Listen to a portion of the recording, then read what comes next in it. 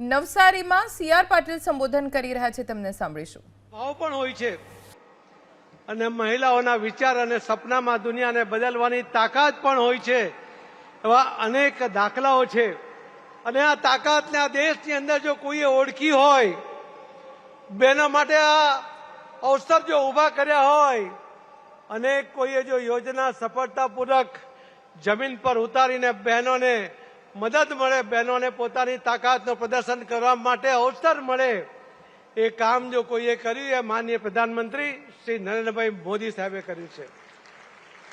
આવા આજના પ્રસંગમાં ઉપસ્થિત માનનીય પ્રધાનમંત્રી મોદી સાહેબ, માનનીય મુખ્યમંત્રી શ્રી ભૂપેન્દ્રભાઈ પટેલજી, સૌ બહેનો, મહિલા દિન નિમિત્તે અહીં ઉપસ્થિત લખપતિ દીદીઓ, સૌ મંત્રીમંડળના સદસ્યશ્રીઓ, સાંસદશ્રીઓ અને સૌ આમંત્રણને માન આપીને આવેલા ભાઈઓ અને બહેનો, આપ સૌએ જોયું હશે કે આ દેશની અંદર નારી શક્તિને આગળ વધારવા માટે, એમની તાકાતને અવસર પ્રાપ્ત કરવા માટેના અનેક પ્રયત્નો માનનીય પ્રધાનમંત્રી મોદી સાહેબે મુખ્યમંત્રી હતા ત્યારથી જ શરૂ કર્યા।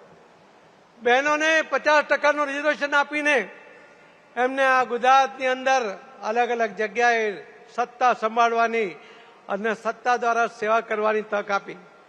લોકસભાની અંદર પણ અને વિધાનસભાની અંદર પણ વર્ષોથી જે બિલ ફક્ત લાવવા માટે લાવતા હતા અને બહેનોની મજાક કરતા હતા, એવા સમયે માનનીય પ્રધાનમંત્રી મોદી સાહેબે રિઝર્વેશન વિધાનસભા અને લોકસભામાં 33% રિઝર્વેશનનું બિલ લાવ્યા અને સફળતાપૂર્વક મંજૂર પણ કરાવીને આ બહેનોને એમાં પણ અવસર આપ્યો છે।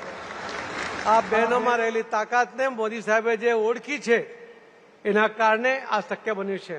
આજે અહીં 1 લાખ બહેનોના કાર્યક્રમ, આ લખપતિ દીદી આવી છે અને જયારે 1 લાખ બહેનો હોય એને રક્ષા કરવાની જવાબદારી જયારે પોલીસ સંભાળતી હોય ત્યારે હજારો પોલીસ જવાનો આપણને જોવા મળે, પરંતુ મોદી સાહેબે આ કાર્યક્રમની અંદર 1 લાખ બહેનોની સુરક્ષા કરવાનું કામ પણ એ પોલીસને, મહિલા અધિકારી, મહિલા કર્મચારીઓને આપ્યું છે।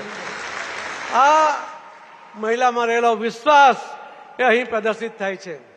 આ પહેલો બનાવ હશે કે જેની અંદર મહિલાઓને આટલા મોટા કાર્યક્રમની સુરક્ષાની જવાબદારી આપવામાં આવી છે, પરંતુ 26મી જાન્યુઆરી હશે કે 15મી ઓગસ્ટની પરેડની અંદર પણ બહેનોએ ત્યાં પણ નેતૃત્વ મોદી સાહેબે એમને પણ ત્યાં પણ આપ્યું છે અને એમનામાં વિશ્વાસ એ પ્રદર્શિત પણ મોદી સાહેબે કર્યો છે।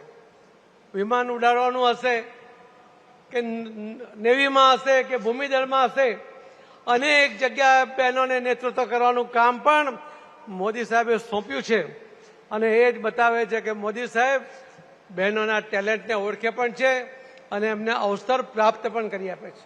આજે અહીંયા આટલી મોટી સંખ્યામાં જે બહેનો છે એ બહેનોએ પોતપોતાના ક્ષેત્રમાં કંઈક ને કંઈક કર્યું છે અને પોતે એક લખપતિ દીદી તરીકે એમણે એક સ્થાન પ્રાપ્ત કર્યું છે। એમાં પણ આપ સૌને પ્રોત્સાહિત કરવા માટે, આપ સૌને મદદ કરવા માટે જો કોઈ વ્યક્તિ જવાબદાર હોય તો માનનીય પ્રધાનમંત્રી શ્રી નરેન્દ્રભાઈ મોદી સાહેબ છે। આવા સુંદર અવસરે મહિલા દિન નિમિત્તે યોજાયેલ આવા લખપતિ દીદીના કાર્યક્રમમાં હું આપ સૌનું ખૂબ ખૂબ દિલથી સ્વાગત કરું છું। ખૂબ ખૂબ ધન્યવાદ, ખૂબ ખૂબ આભાર। ભારત માતા કી જય। ધન્યવાદ।